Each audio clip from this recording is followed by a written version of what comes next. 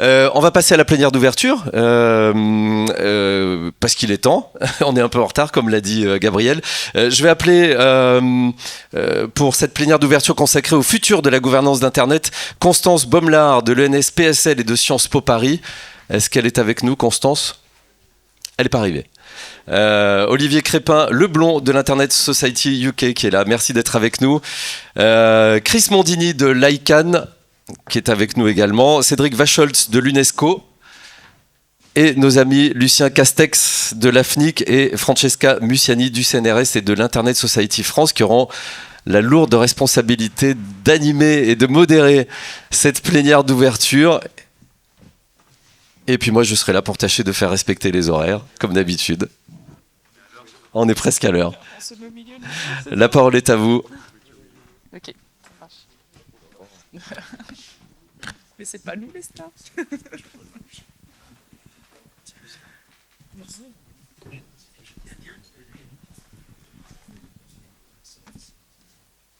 Bon, oui, je commence. Est-ce que tout le monde entend bien ? Bonjour à toutes et à tous. Je suis très contente d'être ici, à la fois parce que c'est le GI France et parce qu'on est dans un endroit nouveau et si intéressant comme ça vient de nous être présenté. Alors, un chaleureux merci au comité d'organisation qui a déjà été mentionné et bien sûr à vous tous qui participez au quotidien comme praticiens, comme étudiants, comme chercheurs dans vos rôles respectifs à faire marcher cette machine assez complexe quand même, et on va y revenir, qu'est la gouvernance de l'Internet au niveau à la fois national, international, supranational, tout ça. Donc je suis aussi contente de mentionner, je me permets de le faire, c'est un peu de public relations pour ce qu'on fait côté recherche, mais bon, vu que je suis vice-président de recherche de l'ISOC France, je peux, j'imagine. On vient de tenir les deux journées annuelles du Centre Internet et Société du CNRS, dans lequel la gouvernance d'Internet a eu un rôle assez important, avec un panel sur les questions de fragmentation d'Internet autour d'un livre de récente parution où Lucien était présent ainsi que d'autres collègues.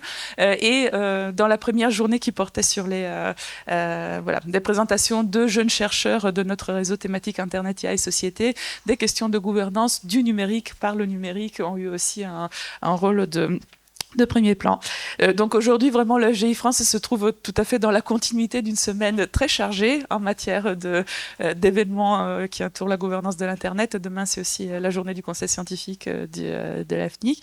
Et voilà, donc Lucien, par ailleurs, je pense que tu es la personne la plus adaptée pour parler de tout ce qui se passe dans l'écosystème de la gouvernance d'Internet actuellement. Et donc voilà, je te donne la parole pour faire le point.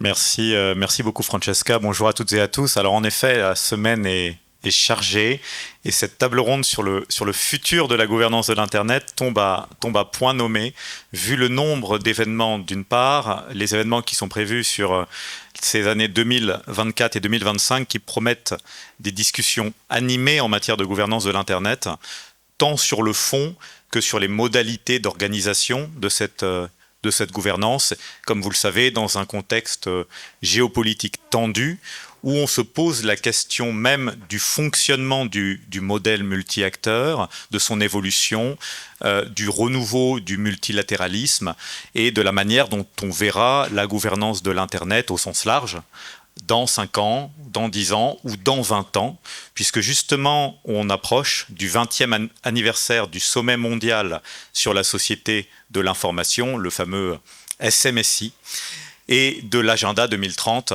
bien sûr, des Nations Unies, qui s'approche à grands pas. Donc ce sommet mondial négocié entre 2003 et 2005, bien sûr, l'année prochaine sera un sujet d'actualité particulièrement important, et il y a à peine quelques jours, à New York, était également adopté au sommet de l'avenir, un pacte de l'avenir dont l'une des annexes est un pacte numérique mondial qui pose un certain nombre d'engagements et un certain nombre d'actions, bien entendu, à dérouler. Alors je vous fais l'économie, il fait 19 pages, donc c'est assez long, mais mes éminents collègues qui sont autour de moi pourront sans doute revenir sur certains points. L'une des questions sans doute qui se pose dans 5 objectifs, 13 principes transverses et ainsi de suite, c'est une question en fait d'alignement des agendas, une question d'alignement aussi des principes, puisqu'on a des lignes d'action qui ont été posées au moment du sommet mondial sur la société de l'information. On a des objectifs de développement durable et on a maintenant également un certain nombre de points qui sont posés par ce pacte numérique mondial. Donc une question d'alignement, sans doute, sera d'une importance particulière. D'autre part, bien sûr, la question du rôle et des mandats des agences des Nations Unies et des différentes organisations qui participent au jour le jour à la gouvernance de l'Internet, du côté technique ou parfois du côté plus politique, sont également tout à fait importants à questionner. Et enfin, je dirais, l'échelle peut-être de cette gouvernance, du niveau mondial, on a un forum mondial sur la gouvernance de l'Internet qui se tient en fin d'année à Riyad, en Arabie Saoudite, et on est ici au forum français sur la gouvernance de l'Internet. Il y a un ensemble d'échelles et une importance d'avoir à la fois une discussion locale tout autant qu'une discussion au niveau mondial dans différentes de ces instances. Pour ce faire, Francesca, nous avons autour de la table un certain nombre d'éminents panélistes. Est-ce que tu peux nous dire 2 mots Oui, absolument. Donc, je vais présenter rapidement les intervenants. Donc, on a tout d'abord Cédric Wacols, qui est le chef de la section pour les politiques numériques et de la transformation numérique à l'UNESCO. Il y a un principe, Constance Baumler-Deleuze, qui, me dit-on, a un problème de transport, mais ne tardera pas.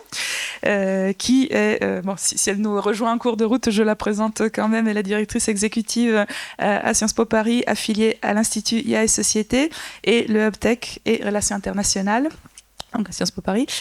Olivier Crépin-Leblond, président de l'Internet Society Royaume-Uni, et Chris Mondini, Managing Director et vice-président Stakeholder Engagement en Europe de l'ICANN.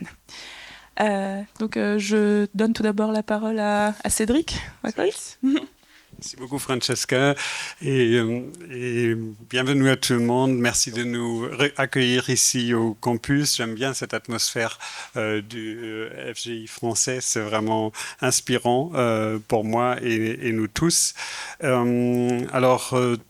Merci de Francesca pour l'introduction et Lucien aussi. Tu as posé des questions importantes sur la continuation du multilatéralisme, de l'alignement, le rôle de mandat, les SMSI, des grands thèmes. Et c'est vrai qu'on est à un moment clé vraiment sur tout ce qui est le numérique. Tout le monde le sent. Les vies individuelles se transforment, les sociétés, les économies. Et il y a un reflet de ça aussi aux Nations Unies. Alors, je travaille pour l'UNESCO et j'étais aussi à New York il y a 10 jours pour l'adoption du pacte numérique mondial. Et tu as posé la question de la continuation du multilatéralisme. Et bon, le pacte était adopté après des années de négociations, 2 ans de négociations. Et il y a beaucoup d'entre vous qui ont contribué à ça d'une façon ou de l'autre. Et c'est une réussite, je peux dire. Et c'est une réponse aussi un peu à cette question, bien que ce n'était pas facile du tout d'y arriver. Et évidemment, il y a l'approche aussi de l'examen du SMSI plus 20, comme tu l'as souligné. Alors, la gouvernance de l'Internet est vraiment centrale pour tout ce qui est numérique. Et voilà, pour l'UNESCO, il y a aussi le point que tu as souligné, l'idée et le potentiel immense d'accélérer l'agenda 2030 à travers les technologies.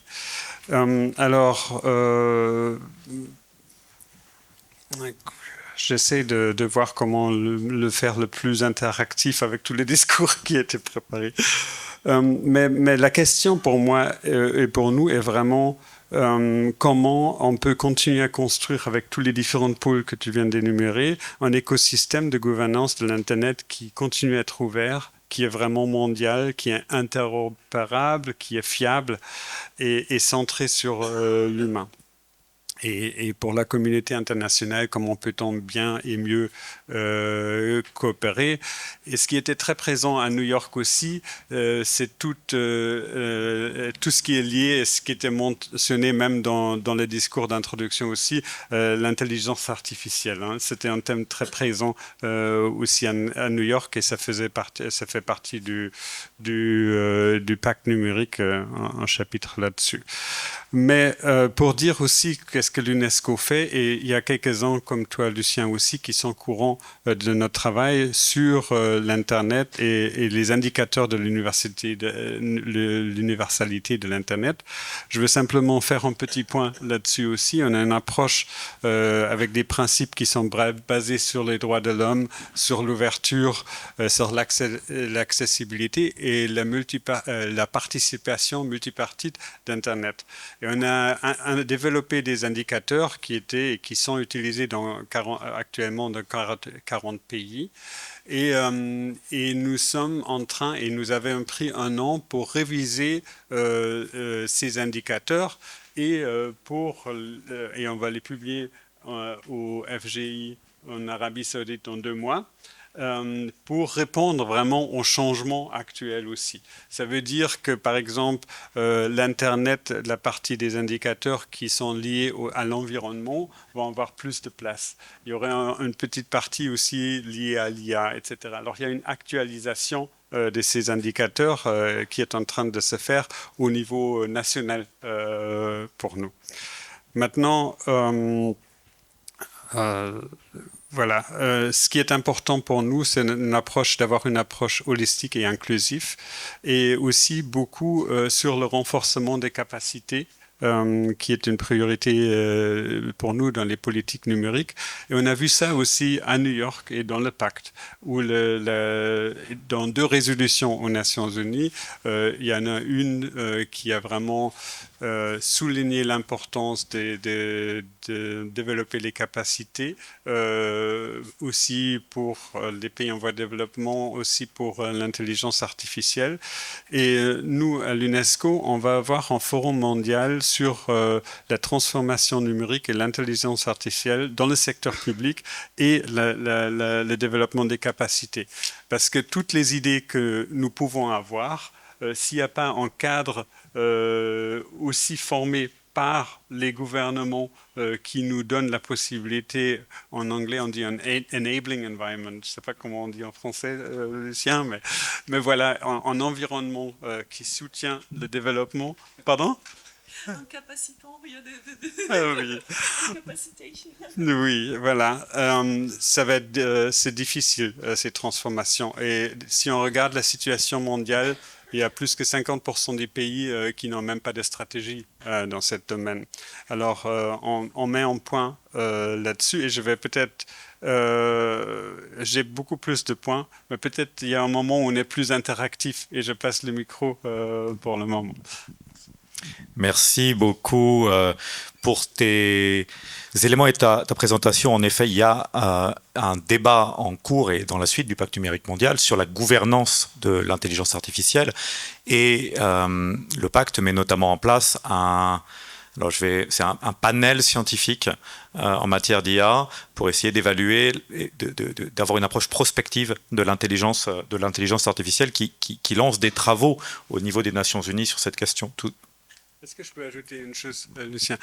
Parce que au sujet du forum de la gouvernance d'Internet, il y avait eu des grandes négociations à ce point.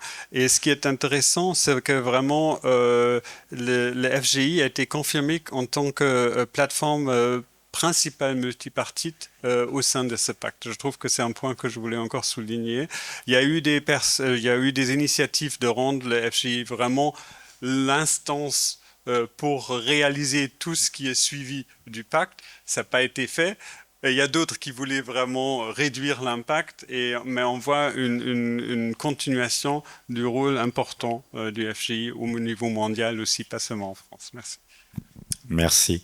Alors, je propose de passer la parole à Chris Mondini pour nous évoquer un peu le rôle de l'ICANN. On approche de l'Assemblée générale annuelle. Quels sont les sujets clés à l'ICANN. Merci de m'avoir invité et je suis très content d'être avec vous. Je représente l'ICANN et en parlant de l'avenir de la gouvernance de l'Internet, il faut parler de proche avenir, c'est-à-dire le mois prochain. Nous aurons une assemblée générale. Et pour les gens qui ne connaissent pas très bien l'ICANN, ça sera le 81e réunion publique de l'ICANN. Les réunions ont lieu 3 fois par an et elles sont gratuites, ouvertes, complètement accessibles en ligne. On peut tout à fait participer en français, en effet dans 6 langues parce que nous avons l'interprétation simultanée. Et la réunion au mois de novembre, ça sera une très bonne... parmi vous, si vous êtes quelqu'un parmi vous ne connaît pas très bien l'ICANN, ça sera une très bonne réunion d'assister, même à distance. Car c'est une assemblée générale, il y aura une cérémonie d'ouverture. Ça aura lieu le 11 novembre, un jour férié, donc vous n'avez pas d'excuse de le rater. Et après cette cérémonie d'ouverture, il y aura aussi une séance sur la géopolitique, la régulation de l'Internet et tout cela. Donc, ce sont des sujets un peu plus intéressants pour le public en général. Et à la fin, le dernier jour de l'Assemblée, nous aurons un public forum. Et ça, c'est une chose très intéressante chez nous à l'ICANN, où tout le monde, même vous, à distance, pouvez poser des questions aux membres des conseils d'administration de l'ICANN sur les sujets que vous suivez. Donc, ça commencera à 11 novembre à Istanbul à distance et je serai très content de vous voir là à Istanbul. Il y a un grand nombre de sujets. J'ai préparé une petite liste et comme j'ai vu quelques étudiants qui sont partis, donc je suis un peu déçu parce que je voulais expliquer un peu le rôle de l'ICANN, mais je crois que parmi vous, il y a beaucoup qui comprennent que le mandat de l'ICANN, c'est l'administration des identifiants numériques et non de domaine de l'Internet. C'est une gouvernance des ressources techniques. Donc, c'est une gouvernance de l'Internet un peu particulière et c'est une ressource publique et globale et dont nous avons tous besoin. Et nous rassemblons aussi cette communauté qui font des règlements, les politiques, les innovations dans ces systèmes, nom de domaine et adresses numériques.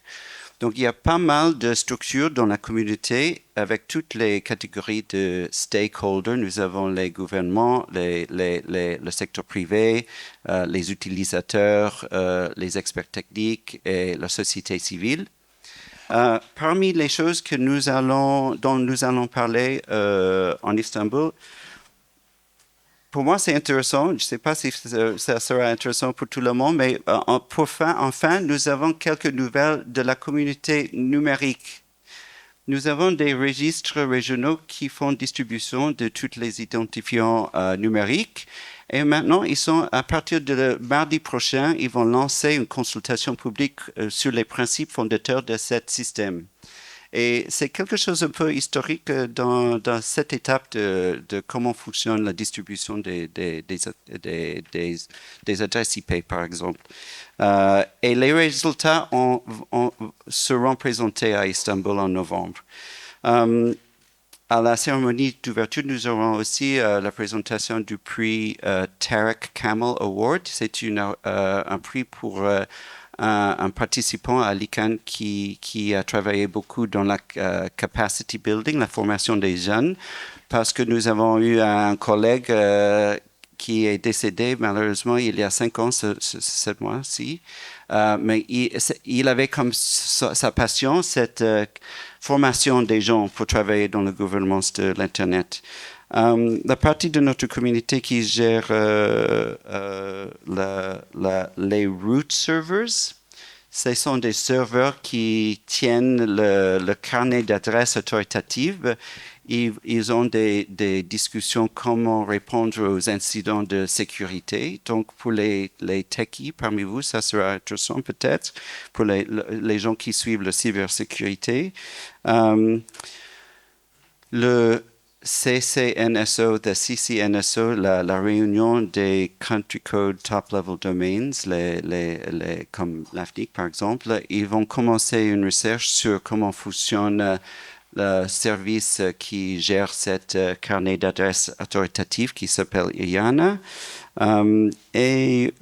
Finalement, nous allons parler beaucoup sur ce qu'on appelle le nouveau round, le prochain round d'ouverture d'expansion des noms de domaine à un premier niveau, les GTLDs. Et bien que les sollicitudes ne seront acceptées qu'en 2026, nous avons des campagnes qui commencent dès maintenant pour sensibiliser aux organisations et entités qui peut-être être éligibles pour l'assistance financière et aussi pour les RSP, les organisations qui fournissent des services derrière pour soutenir les GTLD, comme AFNIC est parmi eux.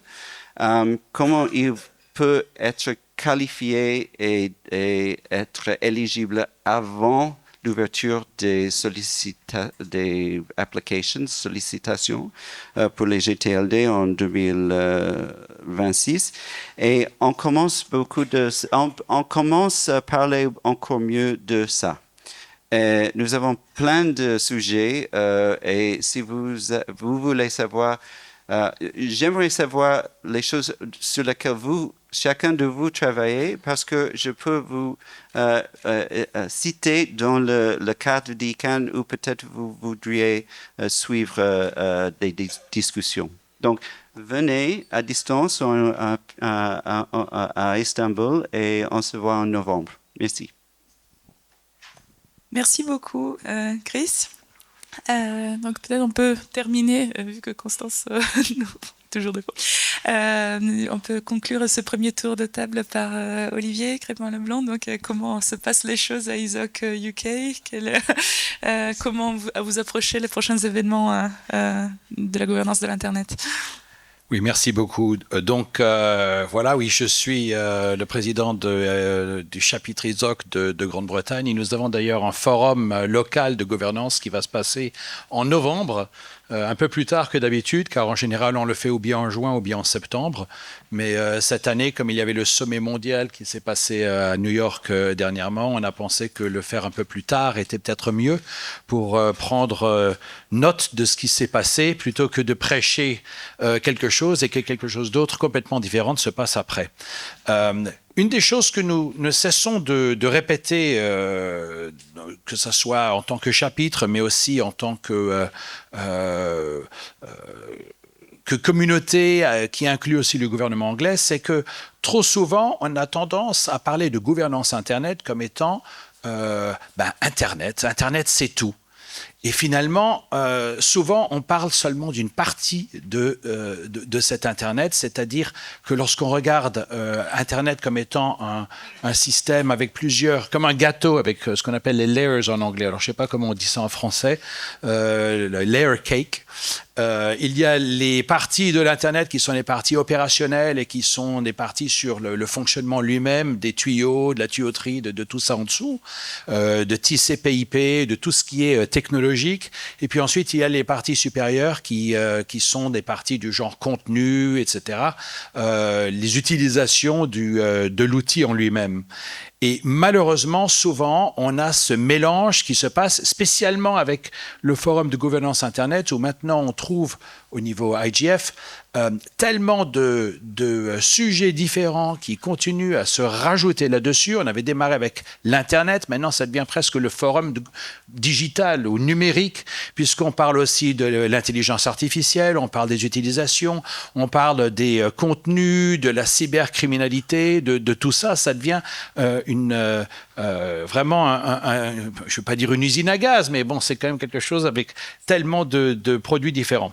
Je pense qu'il faut faire la différence entre la gouvernance de l'Internet opérationnelle et la gouvernance de l'Internet stratégique. C'est-à-dire que l'opérationnel se compose de... on a tous les systèmes technologiques qui font que l'Internet marche, comme les serveurs racines. On n'en parle presque jamais, et pourtant ils existent, et pourtant on n'en parle pas. Pourquoi ? Parce que ça marche. On n'a pas eu de problème majeur là-dedans. Le routage interopérateur, il faut se rappeler que l'Internet, c'est un réseau de réseaux. C'est des réseaux qui sont connectés les uns avec les autres, avec des opérateurs télécoms qui travaillent entre eux et qui font que le trafic va d'un point A à un point B sans que l'on s'en soucie. On n'en parle presque jamais de ça. Évidemment, certains voudraient peut-être changer certaines règles là-dedans, mais ce n'est pas vraiment ce dont tout le monde parle. Il y a bien sûr les noms de domaine. Ça se passe à ICANN. Là, encore une fois, là, il y a des discussions, etc. Mais ça a l'air de marcher jusqu'à maintenant, je pense. Il y a aussi tout ce qui est les règles du web pour que donc toutes les normes du web pour que l'on puisse utiliser les mêmes applications, que ce soit sur un téléphone, sur un laptop, etc. Et puis, il y a aussi la distribution des adresses IP qui est très importante et personne n'en parle parce que finalement, je pense que personne n'a eu un problème en disant, voilà, j'arrive pas à me connecter, j'ai pas d'adresse IP. Tous ces trucs-là marchent.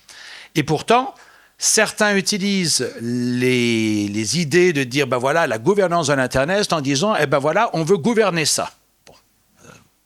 Peut-être une première chose. En plus, il y a la cybersécurité qui marche encore au-dessus de ça, qui englobe en fait tous les sujets dont j'ai parlé.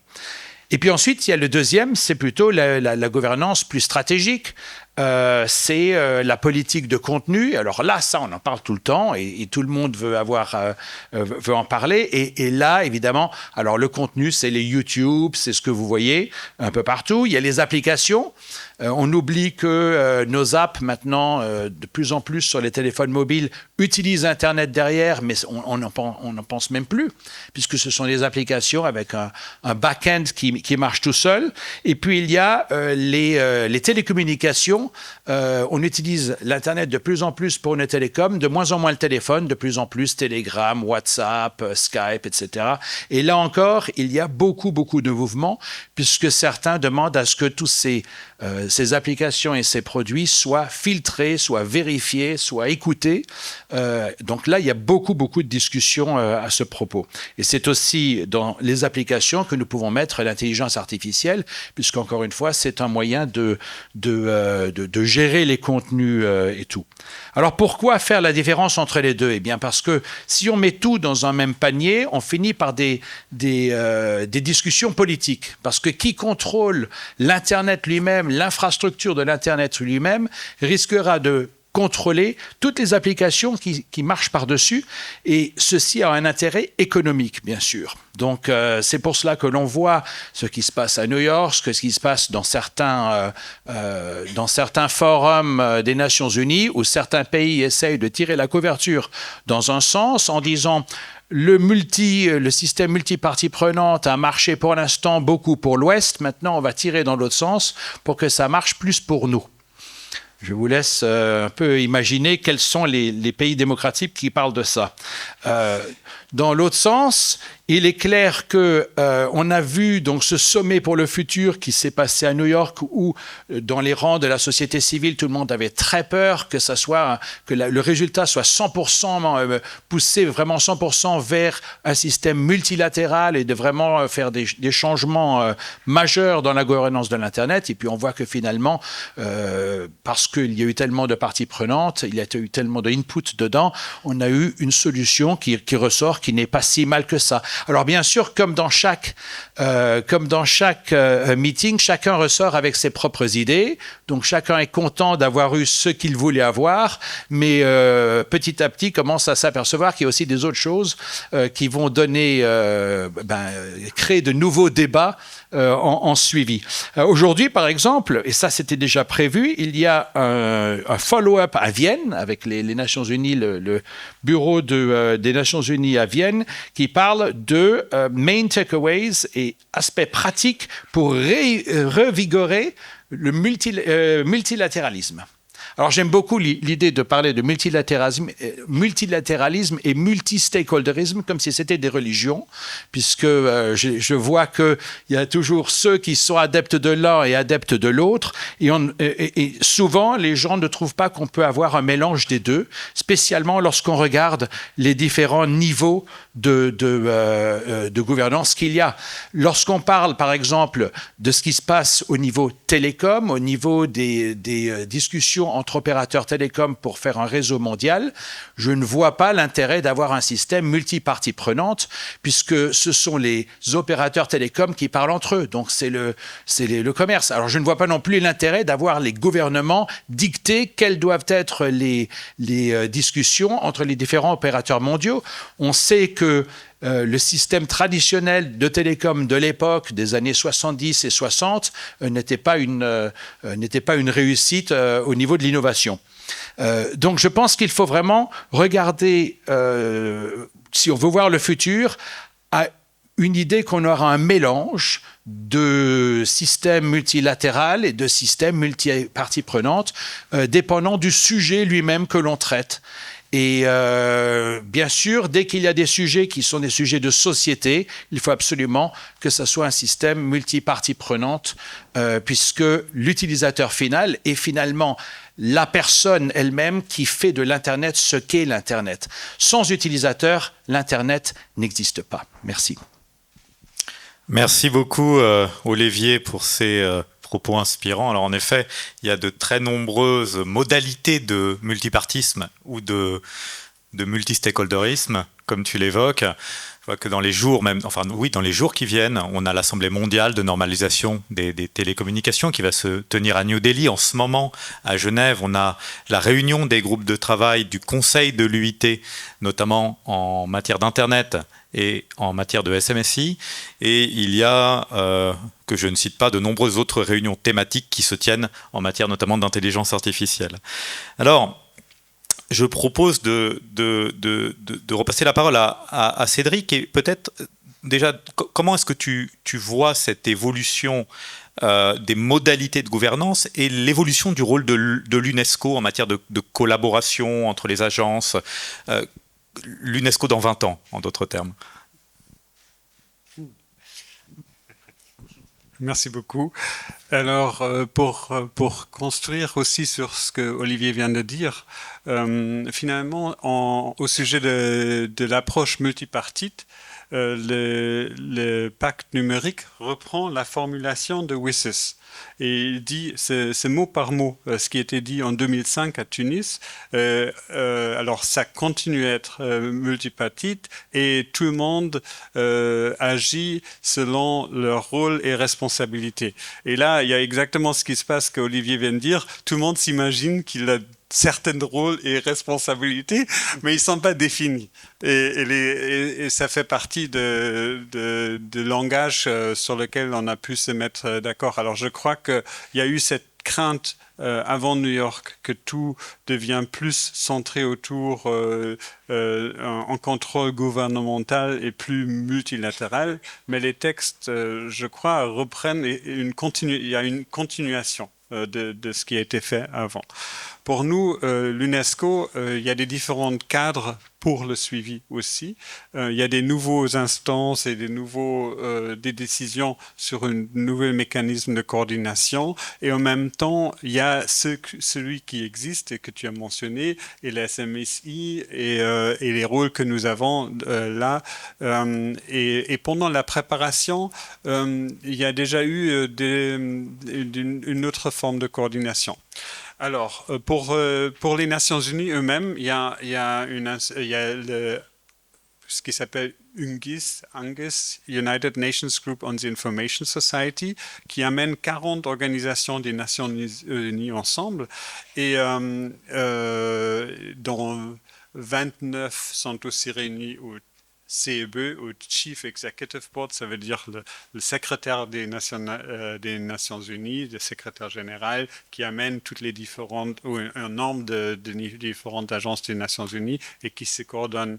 Et nous, on est en ce moment le chair de UNGIS de ce United Nations Group qui tous les ans change entre l'UIT, le PNUD, nous et UNCTAD. Et par exemple, hier, on a eu une réunion exactement sur cette question avec ce groupe-là.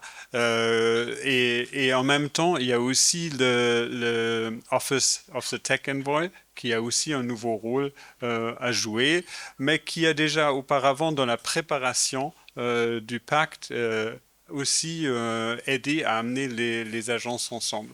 Alors pour nous, il y a une continuation du SMSI. Il y a des nouveaux thèmes et des nouveaux éléments qui ont été ajoutés par le pacte numérique et on va voir aussi avec le Office du Tech Envoy comment agir et faciliter ça. Mais alors on est content du résultat. On continue avec la voie du SMSI et on ajoute des nouveaux thèmes et des nouveaux acteurs. Alors c'est vrai que c'est un processus en action et en transformation, mais comme il y a le SMSI et ça va être la nouvelle négociation à New York à la fin de l'année prochaine, le SMSI plus 20, on va aussi voir comment intégrer une partie du pacte numérique mondial dans ces travaux. Merci. Merci beaucoup Cédric. Alors j'en profite pour vous dire de préparer vos questions. Et je crois d'ailleurs qu'à ma droite, Francesca a déjà une question. En fait, j'avais une question de suivi sur ce que tu as mentionné, les Internet Universality Indicators, qui voilà, c'est un programme qui dure depuis longtemps et qui voilà, donc en thème futur de la gouvernance, c'est un outil qui est important pour de plus en plus de pays, etc. Et je me demandais, voilà, bien sûr, maintenant, comme tu l'as mentionné, j'imagine qu'il y a cette incorporation des questions de l'IA de plus en plus. Est-ce qu'il y a aussi d'autres volets, d'autres aspects qui sont en train d'évoluer ou que vous envisagez de faire évoluer dans le futur ? Ça, c'est un volet clé pour vraiment l'Internet. Maintenant, comme tu mentionnes, l'IA, on a toute l'UNESCO et aussi l'organisation qui a créé la première Standard Setting Instrument, alors l'instrument normatif pour l'éthique de l'intelligence artificielle mondiale. Et là, on a aussi tout un questionnaire spécifiquement fait pour l'intelligence artificielle, déjà entrepris par 53 pays, aussi avec des assessments, recommendations, etc., des recommandations. Alors voilà, mais si on veut avoir une vue de l'ensemble du système, les Universality Indicators restent l'outil clé. Et on a quand même aussi, au début, c'est peut-être un peu, mais comme tu viens de poser la question, on a aussi fait des interviews avec tous les pays qui ont déjà fini ce travail et on a essayé d'adapter et de le rendre plus maniable en même temps parce que c'est un grand nombre d'indicateurs. Au début, il y avait 300 plus que 300. Après, il y avait 100 corps et on a pu réduire à 50 questions et 70 indicateurs pour le rendre plus facile, pour vraiment pouvoir l'utiliser plus facilement. Alors, il y a aussi cette partie-là. Merci. Merci beaucoup. Alors, préparez bien vos questions puisqu'on en prendra au fil de l'eau, puis on en prendra également à la fin de la session. Francesca, à qui passerais-tu la parole ? Je sais pas, peut-être à nouveau à Chris, toujours dans l'optique de voilà, nous raconter ce que fait l'ICANN. On se demandait voilà, si tu pouvais nous en dire plus sur bien l'ICANN est moteur dans le cadre de la coalition P2C, Coalition for Digital Africa. Voilà, c'est quelque chose que peut-être tu n'as pas encore mentionné, si tu peux en dire plus. Merci de cette question. La coalition pour l'Afrique numérique, en français, je crois. Bon, en premier lieu, je dois dire que bien que ICANN a eu un rôle d'initiateur, c'est des partenaires qui font la plupart du travail. Et au premier rang, nous avons l'AFNIC et le travail que nous faisons, il s'agit de faire la formation, capacity building sur l'utilisation du DNS et l'installation de DNSSEC. C'est une technologie de sécurisation de navigation en utilisant le DNS. Mais aussi, il y a de la formation institutionnelle, c'est-à-dire pour les organisations même, comment traduire cet accès aux ressources et technologies dans les réussites, dans leurs efforts, soit sociaux, en fournissant des services publics, dans l'économie, pour l'innovation et tout cela. Donc, on a commencé avec quelques organisations en Afrique et avec des partenaires qui sont réunis parce que nous nous sommes rendus compte que même que nous avons un mandat très étroitement défini de l'administration de ces ressources techniques, technologiques, pour que les utilisateurs et les régions en développement et les institutions puissent les utiliser pour leur but, il faut élargir, répondre un peu où nous faisons la formation et donnons des cours et tout cela. Donc, je dois remercier tous les partenaires avec lesquels nous travaillons. C'est un peu de même. Nous sommes très, très reconnaissants aussi aux organisations comme UNESCO qui font des indications, qui font des mesures, quels sont les impacts de ce système DNS et l'expansion de l'Internet. À la fin, le mandat que nous faisons chez nous à l'ICANN, ça marche bien. Nous avons plus de 70 milliards d'appareils connectés et milliers de réseaux indépendants connectés et 5,5 milliards de personnes connectées.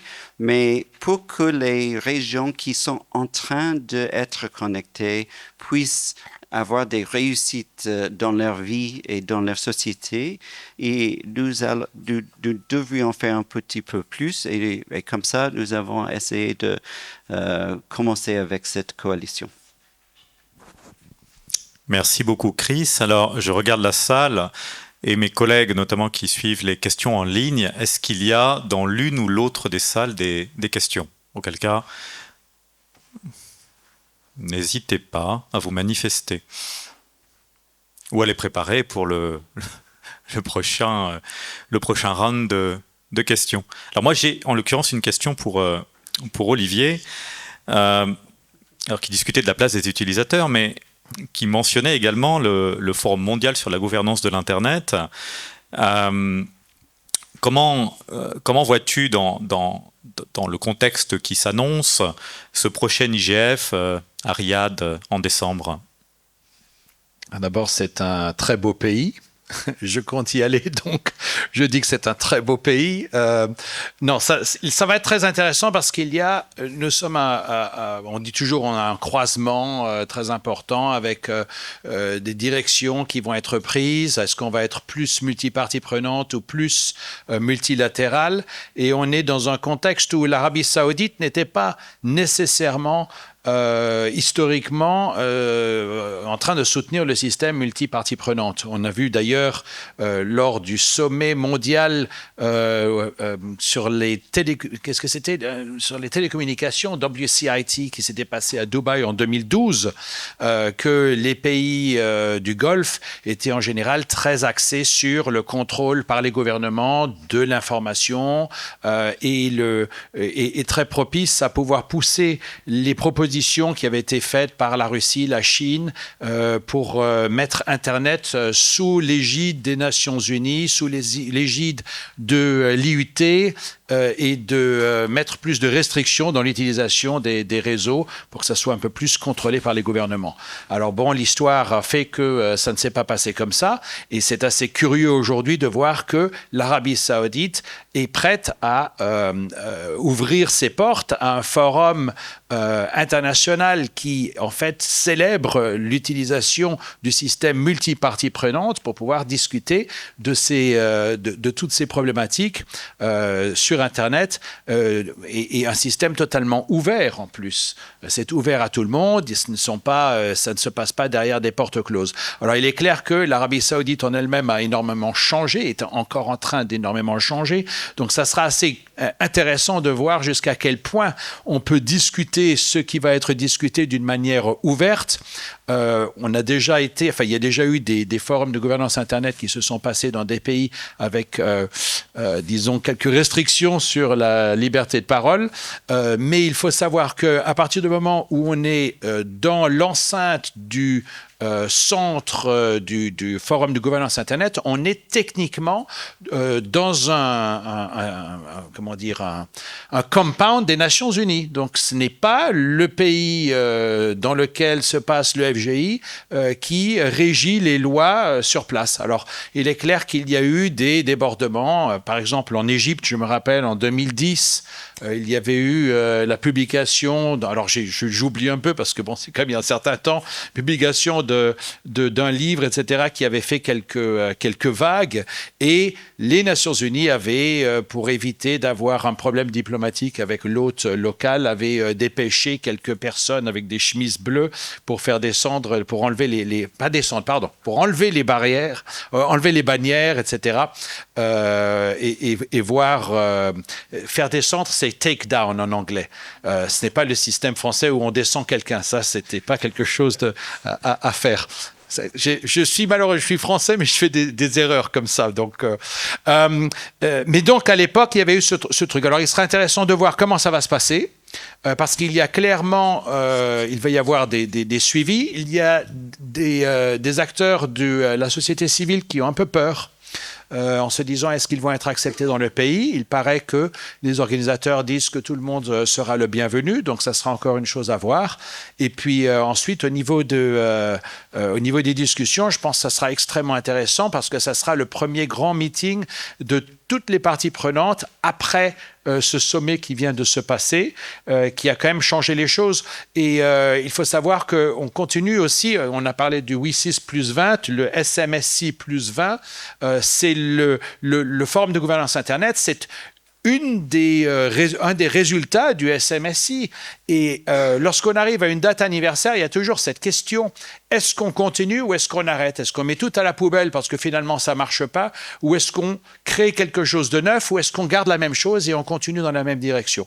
Et ça, je pense que discuter ça un an avant que ça se passe, ça sera assez important. Donc on verra les discussions sur place, mais moi je m'en réjouis déjà. Merci beaucoup. Est-ce qu'il y a des questions qui ont été... Oui, alors, Nicolas. Il faut passer au micro. D'accord, ça marche. Bonjour, donc Nicolas Chani, moi je suis à Internet Society France. Et je remercie d'ailleurs mes homologues d'être venus de UK, Olivier, et puis Frédéric qui est dans la salle, je sais pas où, voilà, qui est venu de Belgique. En fait, tu as parlé de 2010 tout à l'heure, mais en fait, tu étais là bien avant, comme moi, comme Sébastien, comme plein de gens ici. Et du coup, je me demande comment on fait dans la gouvernance de l'Internet pour essayer de se renouveler et d'intéresser des mêmes personnes, des nouvelles personnes, justement, pardon. Parce que des fois, je nous sens un peu dinosaure, voilà. Et même moi, alors avant, je me trouvais jeune, mais maintenant, je suis plus. Mais voilà, je me dis, qu'est-ce qu'on peut faire pour essayer de se renouveler un peu plus? Alors, tu peux tricher. C'est une bonne question d'ailleurs, parce qu'il est clair que souvent on a l'impression de répéter les mêmes choses, mais bon, c'est pas la même chose. Il y a 10 ans, on discutait d'autres choses, il y avait d'autres problématiques. Certaines problématiques disparaissent, certaines continuent et sont pérennes et peut-être vont s'amplifier encore. Un des problèmes que nous avons toujours eu, c'est toujours cette histoire de est-ce que l'Internet doit être gouverné? Et d'ailleurs, j'aimerais poser la question à la salle et à tout le monde ici. Est-ce qu'il y a assez de gouvernance de l'Internet ou est-ce qu'aujourd'hui c'est encore un peu le fouillis, un peu le Far West? Parce qu'en étant, bon, ça fait quand même depuis la fin des années 80 que j'étais sur Internet et donc en fait à l'époque il n'y avait pas de gouvernance du tout. Donc c'était totalement le Far West. Ça a très bien marché au démarrage. Ensuite, on n'était plus seulement un groupe d'amis, mais il y a d'autres gens qu'on connaissait un peu moins. Et puis, vous savez, dès que vous invitez plus de gens à la table, il y en a qui commencent à mal se comporter. Et puis, ça finit avec pas mal de problématiques qui ont été tout d'un coup prises en charge un peu à la va-vite pour essayer de trouver une solution rapide. C'est en fait qu'en 2005 qu'il y a eu ce concept formel de gouvernance de l'Internet, etc.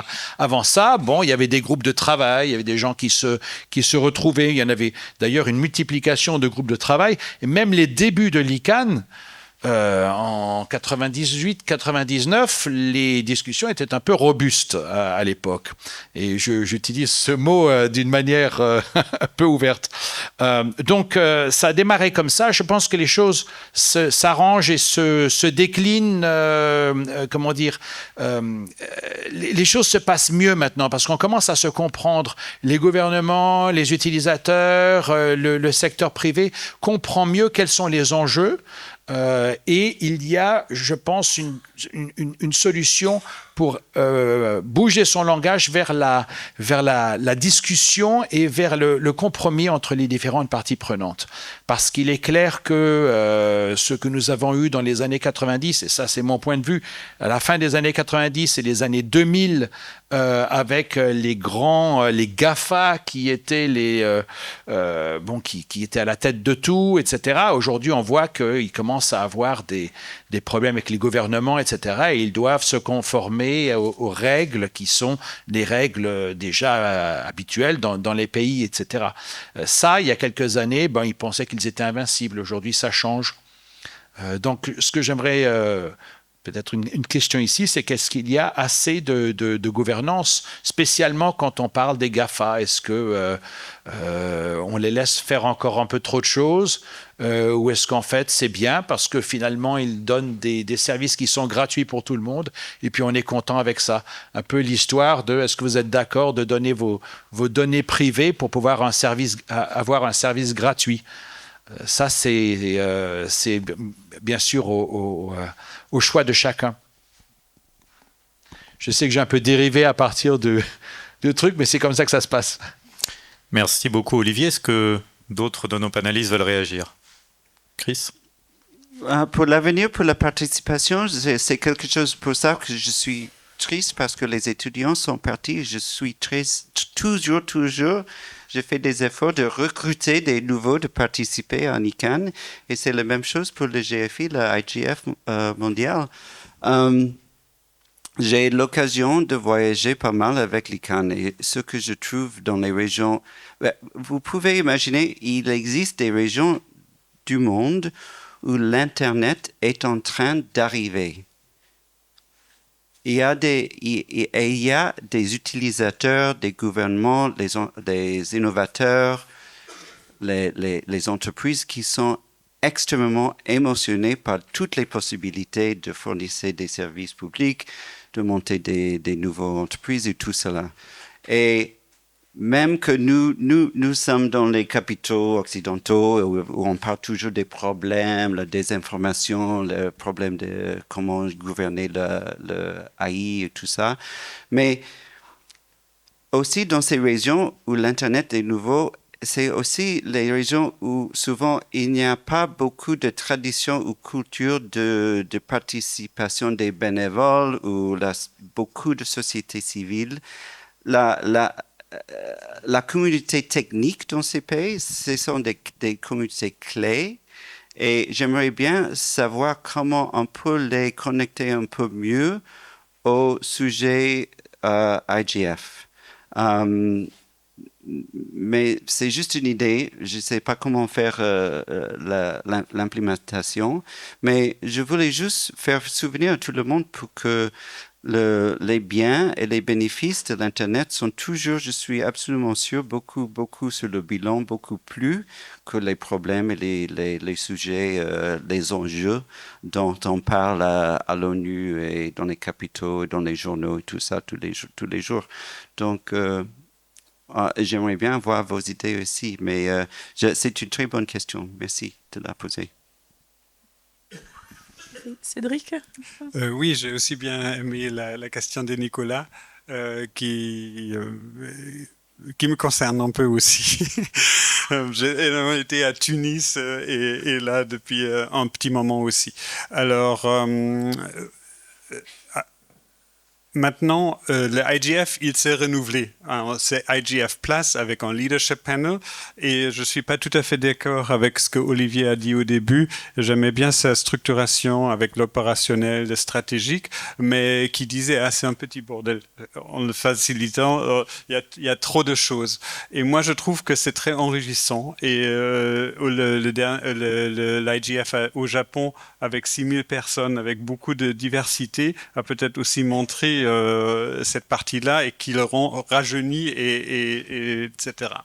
Maintenant, je trouve que les utilisateurs ne sont pas assez présents et peut-être aussi ceux qui ne sont même pas utilisateurs. Il faut voir vraiment qu'il y a des... Chris, il faudrait voir comment les nombres, il faut les comparer avec celui de l'UIT, parce que plus que 5, je ne sais pas combien de milliards, l'UIT, ça dépend un peu comment on compte. Mais c'est clair que presque la moitié du monde n'est pas encore connecté.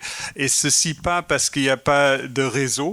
95% de la population pourrait être connectée, mais parce qu'il n'y a pas, ça ne le vaut pas. Financièrement, c'est très très cher.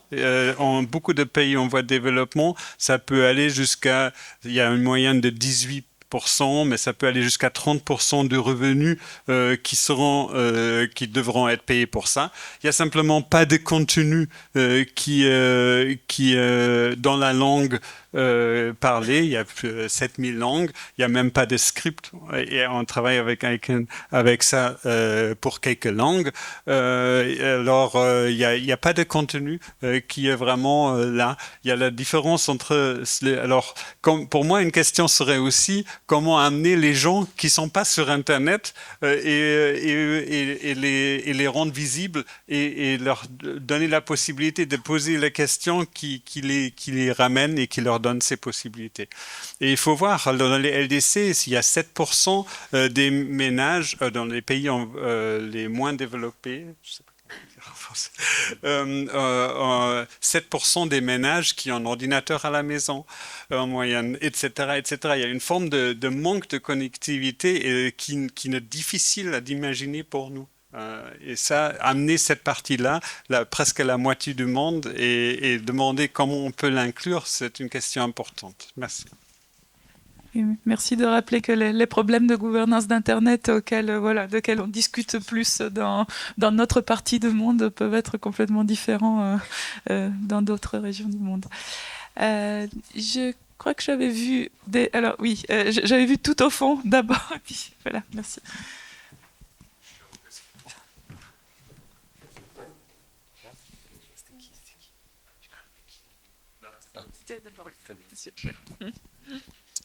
Bonjour, Thomas Mackenzie, je suis un consultant basé à Paris. En fait, je réagis par rapport à ce que disait Olivier Crépin-Leblond tout à l'heure sur les différentes compétences des organisations multilatérales d'un côté et multipartites de l'autre. Effectivement, en fait, moi, c'est une question auquel je réfléchis depuis pas mal de temps, et c'est clair qu'il y a un certain modèle qui correspond peut-être mieux pour répondre à un certain type de questions sur la gouvernance de l'Internet.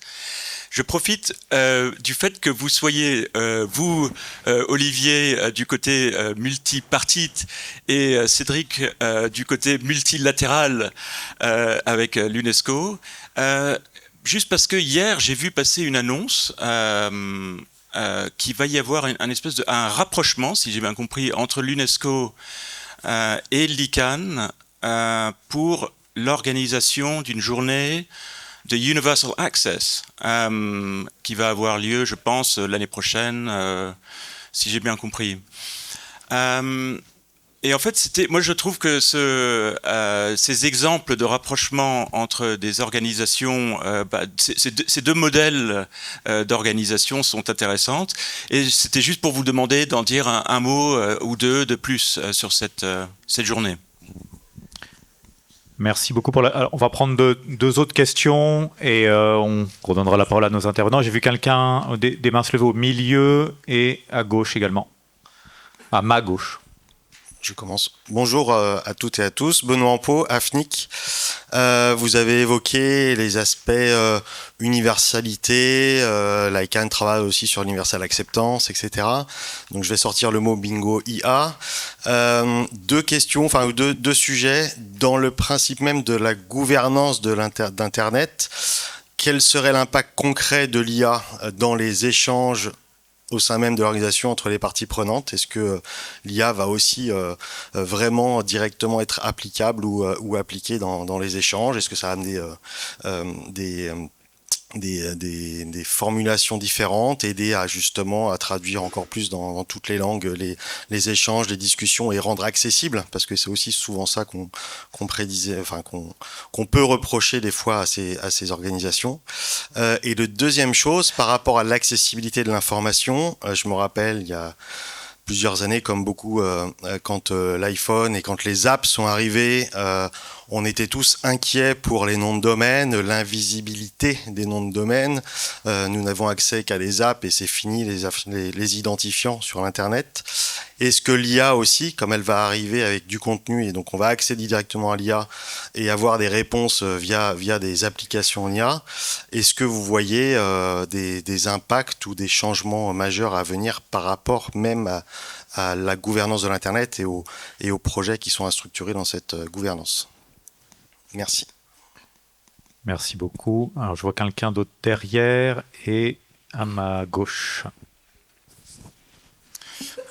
Bonjour, Xavier Brandao, je travaille pour la société civile, donc plutôt sur les questions de contenu. Donc je suis cofondateur d'une initiative de lutte contre la haine et la désinformation. Et je trouve cette question sur la gouvernance d'Internet, du pouvoir des GAFAM, de Big Tech, absolument centrale, de plus en plus. Et c'est vraiment, je pense, une question, donc je trouve ça bien que M. Crépin-Leblond l'évoque, parce que c'est une question qui se pose et qui s'impose en fait à nous, à savoir que les GAFAM sont sur toute la chaîne de valeur, sont en contrôle des centres de données, du cloud, et puis finalement des interfaces, et puis des contacts avec les utilisateurs. Donc véritablement d'infrastructures. On voit vraiment venir des monopoles un petit peu comme au début peut-être du 19e siècle, du 20e siècle aux États-Unis ou à la fin du 19e siècle. Donc ça c'est vraiment intéressant et moi je voulais savoir ce que vous pensiez du terme qui commence à surgir dans le débat public de techno-féodalisme. Véritablement des sortes de petits royaumes gouvernés par les CEO de Big Tech. Donc ça, je trouve ça très intéressant, avec un pouvoir qui concurrence finalement celui des États. Voilà, je voulais avoir votre avis sur la question. Merci beaucoup. Bonjour, Laurent Chaumel, Paris 8. Je voulais évoquer la problématique de la consommation électrique du réseau et est-ce que dans la future gouvernance Internet, la sobriété numérique était peut-être envisagée, prise en compte, voilà, parce que c'est un problème grandissant. Merci. Bonjour, je suis Maria de l'Internet Society chapitre Brésil. et c'est très intéressant parce que on parle de la participation. Je suis étudiante et j'ai connu la gouvernance dans l'Internet à travers le NICBE, donc c'est le APNIC du Brésil. Et c'est très cool parce qu'ils font beaucoup d'événements et beaucoup de bourses aussi pour mettre les jeunes, quand même pour faire la jeunesse entrer à la gouvernance de l'Internet. Mais ma question, c'est sur la souveraineté. Au Brésil, on a un grand problème avec le ex-Twitter et notre Cour suprême. Donc, comment vous voulez comment on peut penser à la souveraineté des pays qui sont au sud global par rapport au pouvoir de GAFA et au pouvoir de ce grand plateforme qui a un grand rôle au discours public. Merci beaucoup. Il y a beaucoup de pain sur la planche. De quoi finir cette plénière, probablement. Pardon ?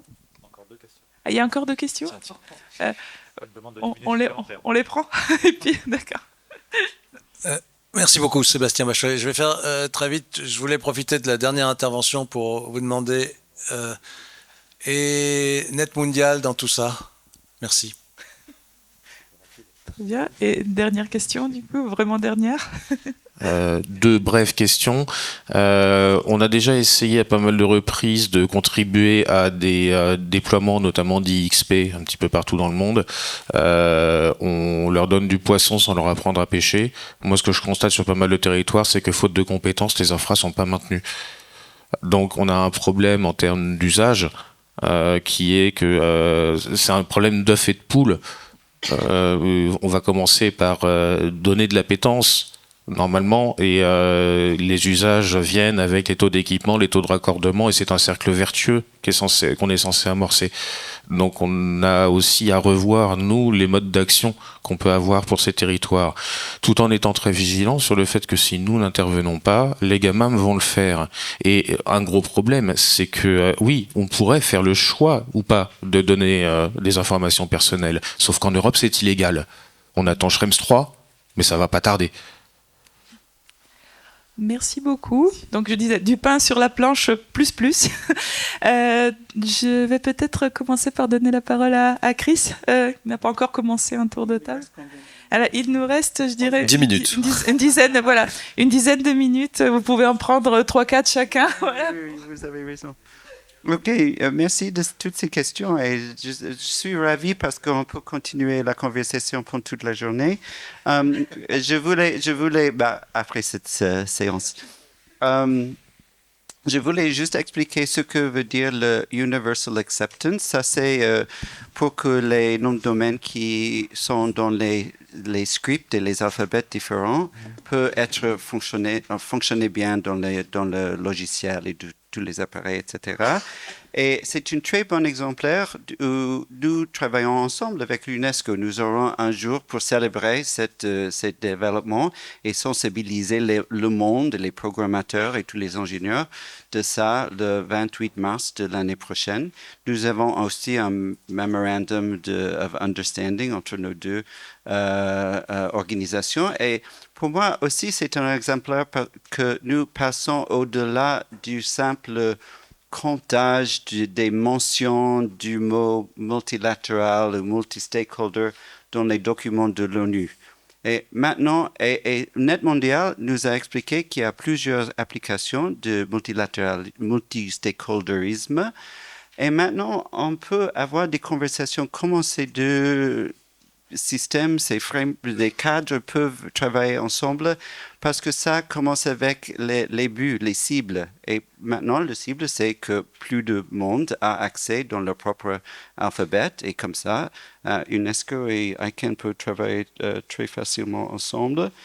Je voulais dire à ICANN, pour la question sur l'IA, nous sommes en train, avec notre communauté, de regarder comment l'IA peut nous aider parce que, comme vous le savez bien, on peut faire des sommaires, des documents, on peut en faire des traductions et tout cela, mais ça sera quelque chose qui va être décidé ensemble parmi nous. C'est pas dirigé. Nous sommes une organisation, un modèle bottom-up, ça veut dire nous devrions avoir du consensus, comment l'appliquer. Et bon, j'avais d'autres commentaires, mais je vais passer la parole parce que je crois qu'il nous manque le temps. Merci, merci beaucoup. Chris, je propose de passer la parole à Cédric. Comment traiterais-tu ces nombreuses questions ? Merci. Chris a bien couvert la partie UNESCO ICANN, je crois. Et c'est vraiment depuis 2009 que nous travaillons ensemble.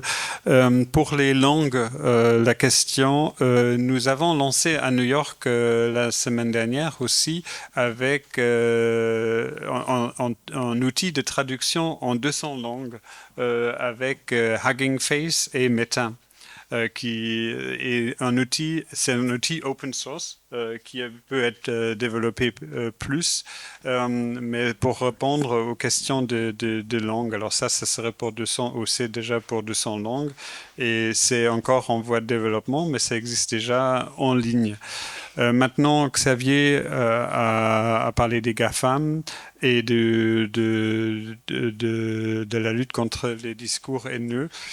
Et l'UNESCO a travaillé sur, et on a utilisé le mot régulation des plateformes en ligne. Et ça, c'était beaucoup discuté. Et c'est pour la liberté d'expression et l'accès à l'information. On a eu des réunions l'année dernière, en février, avec 4000 personnes, avec un suivi de multiples versions de guidelines qui ont été créées. Ensuite, on a fait des réunions avec des régulateurs entre 60 et 80 pays, je ne me rappelle pas très bien. Et voilà, alors nous adressons ça d'une partie, mais oui, c'est un défi, et c'est un pouvoir important et qui nous influence tous. Voilà. Nous travaillons aussi avec le Brésil, avec CETIC.BR et NIC.BR très prochement. On a aussi une formation pour un réseau de 36 000 juges qu'on forme sur la transformation numérique et sur l'IA. Et on voit aussi au Brésil ce que les juges peuvent faire en partie. Bon, je ne peux pas dire plus sur ce cas-là, mais je trouve ça un cas intéressant pour nous de ce point de vue-là aussi. Merci beaucoup. Olivier ? Alors, je vais essayer d'être rapide, mais il y a tellement de questions. D'abord, sur l'impact de l'IA dans les discussions, je trouve que c'est absolument très excitant de voir les technologies qui sont possibles aujourd'hui, spécialement pour la traduction, en effet, pour l'interprétation. Et en plus, non seulement l'interprétation, mais bon, en simultané. Donc, plus besoin de devoir payer pour les services d'interprètes qui coûtent extrêmement cher. En même temps, il y a le problème que ça risque de créer du chômage dans toute cette catégorie de personnes qui assuraient ce service. Mais bon, il est clair que je pense qu'on va continuer avec des humains pour faire certaines catégories d'interprétation et d'autres vont pouvoir avoir accès à cette interprétation qui est très importante parce qu'on est, nous, habitués, souvent bilingues, mais dans certains pays, c'est pas du tout la même chose. On voit ça spécialement à l'ICANN, très compliqué de pouvoir, si on n'est pas anglophone, de s'impliquer dans la gouvernance et dans ce qui se passe. Pour ce qui est de la désinformation, je pense que l'IA a aussi un rôle à jouer. D'ailleurs, il y a déjà des outils qui sont utilisés, non seulement dans la lutte contre ce qu'on appelle le CSAM en anglais, Child Sexual Abuse Material, donc le matériel je ne sais pas comment ça se dit en français. Désolé. Donc tout ce qui est utilisation criminelle, etc., de Facebook, etc., il y a déjà l'IA qui travaille derrière pour pouvoir décrypter un petit peu ce qui se passe, mais bien sûr avec une intervention humaine à la fin. Et je pense que la désinformation, ça sera la même chose. Il y aura un moyen, grâce à l'IA, de pouvoir essayer de réduire cette désinformation. Bien sûr, le problème, c'est que ce sont toujours ces grosses boîtes qui ont l'accès à ces compétences technologiques et au système technologique. Et donc, je pense qu'on est encore loin d'avoir trouvé une solution à ce techno-féodalisme dont on est souvent soumis. Il est clair que les pays, heureusement, grâce aux lois nationales, etc., ont quand même s'ils ont peut-être quelquefois un budget inférieur au budget des GAFAM, ont quand même le moyen de pouvoir faire respecter leurs lois au niveau local. Et je pense qu'on verra encore d'autres cas. On n'a pas encore fini de voir ça. Lorsqu'on voit Elon Musk, la personne la plus riche au monde, qui fanfaronne 2 jours plus tôt en disant « je ne me soumettrai jamais » et 2 jours plus tard, tout est signé. On voit qu'il y a quand même, je crois qu'un pays a des tanks et une aviation, etc. L'autre ne l'a pas, enfin une des parties prenantes. Et puis finalement, les 2 autres trucs, alors Net Mundial, oui. Je ne sais pas du tout ce qui se passe comme follow-up de Net Mundial. Je pense que ce qui a été développé au Net Mundial follow-up va dans la même direction, mais aujourd'hui, j'ai pas l'impression que ça a été tellement suivi, peut-être parce qu'il y a tellement d'autres projets qui se sont passés.